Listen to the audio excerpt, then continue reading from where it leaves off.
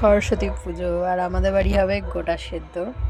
আমাদের নিয়ম আছে গোটা সেদ্ধ, যে সব ভিজিয়ে রেখেছে ছোলা, এদিকে কি ডাল কড়াইয়ের সব, আবার এখানে এক রকমের ডাল, এই একরকম, এই যে ছোলা মটর সব কিছু ভিজিয়ে রেখেছে।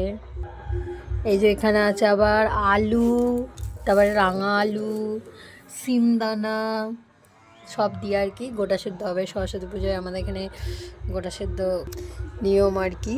এই যে এখানে গোটা গোটা মটরশুঁটি, এই যে এইখানেও বালতিতে ডাল, বালতিতেও ডাল রেখেছে। এখানে গোটা মটরশুঁটি, গোটা বেগুন, এখানে গোটা সিম, সর্বস্ব। এই যে এখানে মা ডালগুলোকে ধুচ্ছে, ভালো করে ধুয়ে ধুয়ে রাখছে এই যে গোটা সেদ্ধর জন্য।